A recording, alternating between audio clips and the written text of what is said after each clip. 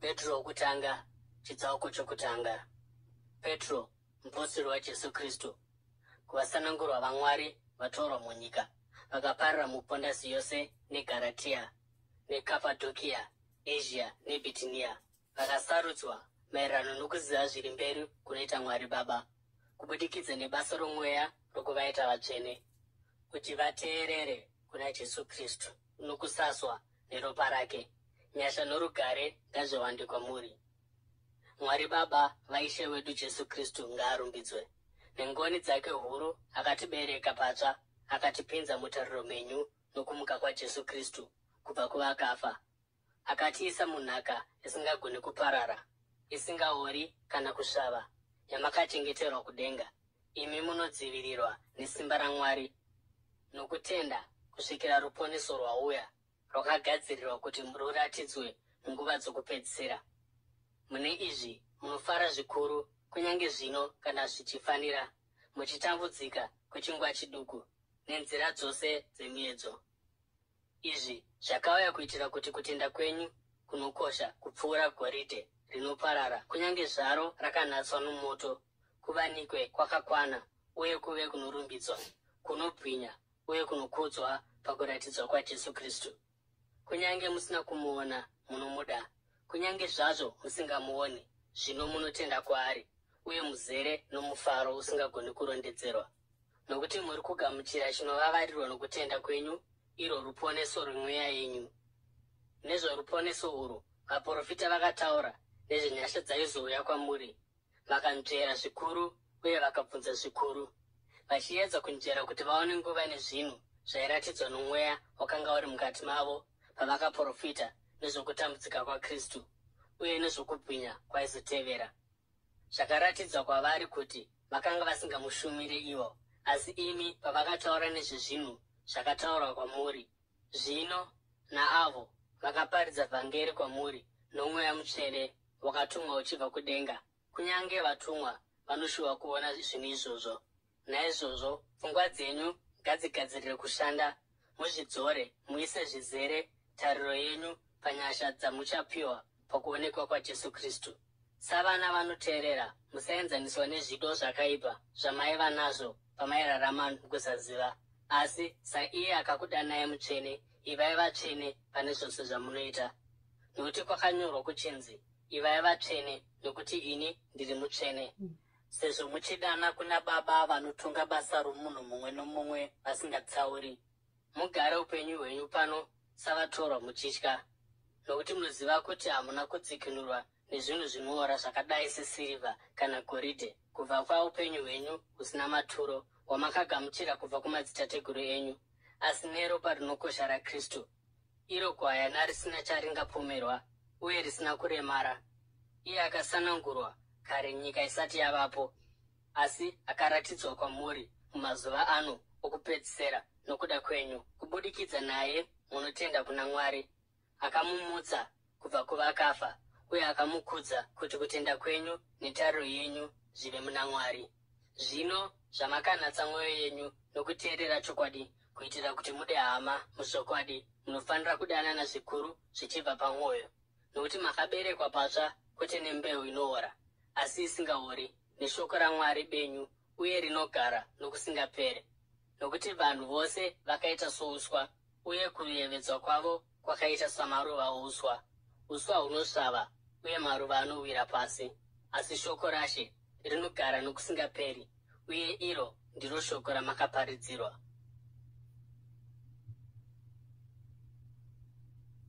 Petro wokutanga, chitsauko chechipiri.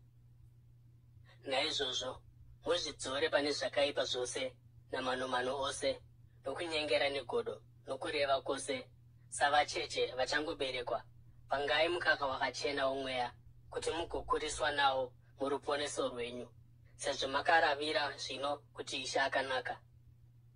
Sezvamunouya kwaari, iye ibwe benyu, rakarambwa navanhu, asi rakasarudzwa naMwari, uye rinokosha kwaari, nemiwo samabwe mapenyu, muri kuvakwa muimba yomweya, kuti muve uprista utsvene, muchipa zvibayiro zvomweya zvinogamuchirwa kuna Mwari kubudikidza naJesu Kristu. Nokuti murugwaro zvinonzi, Tarirai, ndakaisa ibwe muZayoni, ibwe rakasanangurwa rinokosha, uye munhu anovimba naye haatongonyadziswi. Zvino kunemi vanotenda, iri ibwe rinokosha, asi kuna avo vasingatendi, ibwe rakaraswa navavaki ndiro rava musoro wekona. Uye ibwe rinogumbusa vanhu nedombo rinoita kuti vawe. Vanogumburwa nokuti havateereri shoko, zvinova ndizvo zvavakatemerwawo. Asi imi muri vanhu vakasanangurwa uprista hwamambo, rudzi rutsvene, vanhu vaMwari chaivo, vakadana kuti muparidze kunaka kwaiye akakudanai, kuti mubve murima muuye muchiedza chake chinoshamisa. Kare makanga musiri vanhu, asi zvino mava vanhu vaMwari. Kare makanga musinganzwiri ngoni, asi zvino makagamuchira ngoni. Vadikani, ndinokukurudzirai savatorwa navaeni munyika, kuti muzvidzore pakuchiva kwenyama, kunorwa nomweya wenyu. Mugare upenyu hwakanaka pakati pavahedheni, kuti kunyange vachikupomerai mhosva, vaone mabasa enyu akanaka, vagokudza Mwari pazuva raanotishanyira. Muzviise pasi pamasimba ose akagadzwa pakati penyu navanhu nokuda kwaIshe, angava mambo saiye mutongi mukuru, kana vabati vakatumwa naye kuti vazoranga vaya vanoita zvakaipa, uye kuti varumbidze vaya vanoita zvakanaka. Nokuti kuda kwaMwari kuti nokuita zvakanaka muchanyaradza kusaziva kwamapenzi. Garai savanhu vakasununguka, asi musingaite kuti kusununguka kwenyu kuve chifukidzo chezvakaipa. Garai savaranda vaMwari. Kudzai vanhu vose norukudzo chairwo. Idai hama dzose, ityai Mwari, kudzai mambo.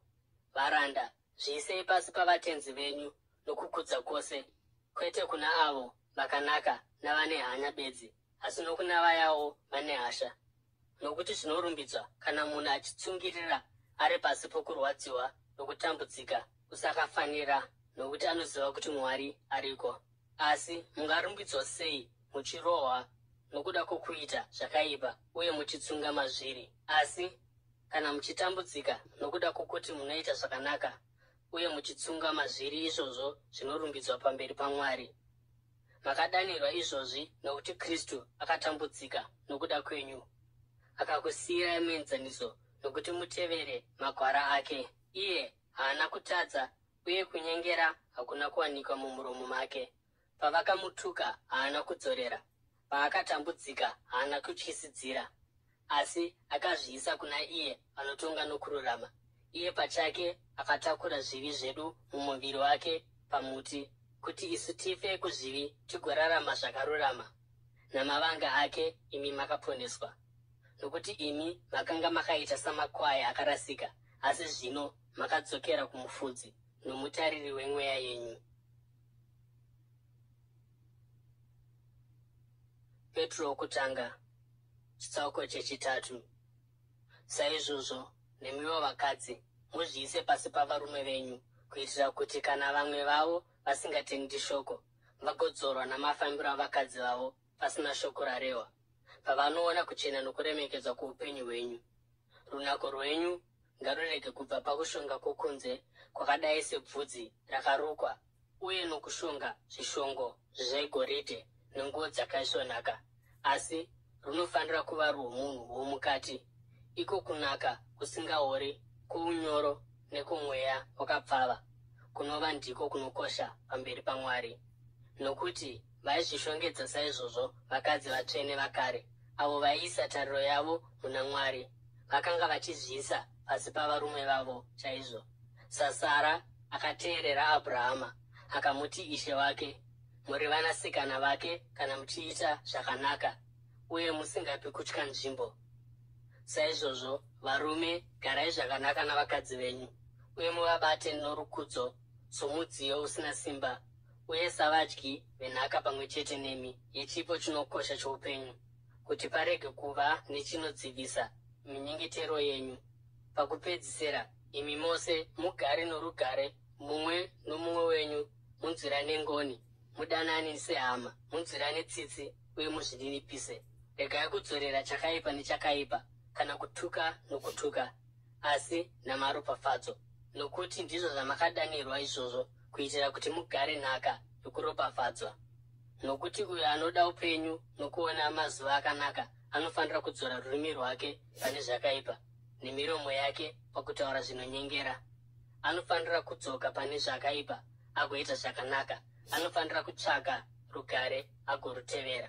Nokuti meso aShe ari pamusoro pavakarurama, uye nzeve dzake dzakateerera kumunyengetero wavo. Asi chiso chaShe chakanangana navaya vanoita zvakaipa. Ndianiko achakuitirai zvakaipa kana muchishingaira kuita zvakanaka?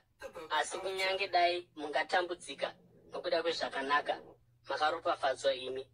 Murege kushaza vanotya ivo, musavhundutswa, asi mumwoyo menyu tsaurai Kristu saIshe.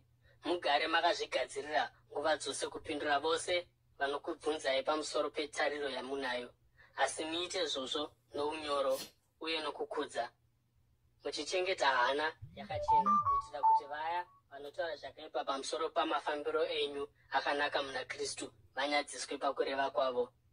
Zviri nani kana kuri kuda kwaMwari kuti mutambudzike nokuda kwokuita zvakanaka, pano kuti mutambudzike nokuda kwokuita zvakaipa. Nokuti Kristu akafira zvivi zvavose kamwe chete, akarurama nokuda kwavasakarurama, kuti akuuyisei kuna Mwari. Akaurayiwa mumuviri, asi akararamiswa nomweya. Nawo akaendawo akanoparidza kumweya yakanga iri mutorongo, yakaramba kuteerera kare Mwari paakanga akamira nomwoyo murefu mumazuva aNoa, areka payakanga ichiri kuvakwa. Mairi vanhu vashoma bedzi, ivo vasere vakaponeswa nemvura. Uye mvura iyi inofananidzira rubhabhatidzo runokuponesaiwo zvino, risingareve kubviswa kwetsvina yomuviri, asi rubatsiro rwehana yakanaka kuna Mwari, inokuponesai nokumuka kwaJesu Kristu. Iye akapinda mudenga uye ari kuruoko rworudyi rwaMwari, vatumwa namasimba noushe zviri pasi pake. Petro wokutanga, chitsauko chechina. Naizvozvo, sezvo Kristu akatambudzika mumuviri wake, nemiwo muzvishongedze nomurangariro iwoyo, nokuti uyo akatambudzika mumuviri wake akarega chivi. Nokuda kwaizvozvo haagari upenyu hwake hwose hwapanyika pakuchiva kwavanhu kwakaipa, asi mukuda kwaMwari. Nokuti nguva yakapfuura yakaringana kare yamakapedza muchiita kuda kwavaHedheni, yamairarama muutere, kuchiva, kudhakwa, kutamba kwakaipa, kuraradza nokunamata zvifananidzo zvinonyangadza. Vanofunga kuti zvinoshamisa kuti imi hamuchapindi pamwe chete navo mukurarama kwokusazvidzora kwavo kuzhinji, uye vanokutukai kwazvo. Asi vachazvidavirira kuna iye akazvigadzirira kutonga vapenyu navakafa. Nokuti nokuda kwaizvozvo vhangeri rakaparidzwa kunyange nokuna vakafa, kuitira kuti vagotongwa nomutoo wavanhu nokuda kwenyama, asi vagorarama nomutoo waMwari nokuda kwomweya. Kuguma kwezvinhu zvose kwava pedyo. Naizvozvo ndangariro dzenyu ngadzichene, uye muzvidzore kuti mugogona kunyengetera. Pamusoro paizvozvo zvose, dananai norudo rukuru, nokuti rudo runofukidza zvivi zvizhinji. Muitirane rudo kuno mumwe nomumwe wenyu musinganyunyuti. Mumwe nomumwe ngaashandise chipo chaanacho kuti ashandire vamwe, akatendeka muutariri hwenyasha dzaMwari mukuwanda kwadzo. Kana munhu achitaura, ngaadaro somunhu anotaura mashoko chaiwo aMwari. Kana munhu achishumira, ngaazviite nesimba raanopiwa naMwari, kuitira kuti muzvinhu zvose Mwari arumbidzwe kubudikidza naJesu Kristu. Iye ngaave nokubwinya nesimba nokusingaperi-peri. Amen. Vadikani, musashamiswa nokurwadza kwokutambudzika nemiedzo, sokunge chinhu chisingazivikanwi chaitika kwamuri. Asi farai kuti munogovana naKristu mumatambudziko, kuitira kuti mufare kwazvo pakuonekwa kwokubwinya kwake. Kana muchitukwa nokuda kwezita raKristu, makaropafadzwa, nokuti mweya wokubwinya nowaMwari unogara pamuri. Ngakurege kuva nomumwe wenyu achatambudzika nemhaka yokuti imhondi, kana mbavha, kana kuti anoita zvimwe zvakaipa zvemhando ipi zvayo, kana kusarega zvavamwe. Kunyange zvakadaro, kana muchitambudzika somuKristu, musanyadziswa, asi rumbidzai Mwari nokuti mune zita iroro. Nokuti inguva yokuti kutonga kutange mumba maMwari, uye kana kuchitanga nesu, zvichazoveiko kuna vaya vasingateereri vhangeri raMwari? Uye kana zvichiremera akarurama kuti aponeswe, ko, asingazivi Mwari nomutadzi vachazovei?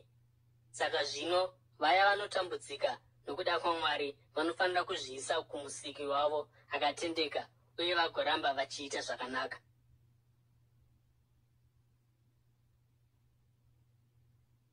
Petro wokutanga, chitsauko chechishanu. Kuvakuru vari pakati penyu, ndinokumbirai hangu somukuru pamwe chete nemi, nechapupu chamatambudziko aKristu, uye somumwewo achazogovana navo mukubwinya kuchazoratidzwa ndichiti, ivai vafudzi veboka raMwari riri pasi penyu, muchibata savatariri, musingazviiti nokuroveredzwa, asi nokuda kwokuti munoda sezvinodikanwa naMwari, kuti muve musingakariri mari, asi muchishingaira pakushanda, musingaremedzi vaya vakaiswa kwamuri, asi muve muenzaniso kuboka. Uye mufudzi mukuru paachaonekwa, muchapiwa korona yokubwinya isingaori. Saizvozvo, imi majaya muzviise pasi pavaya vari vakuru.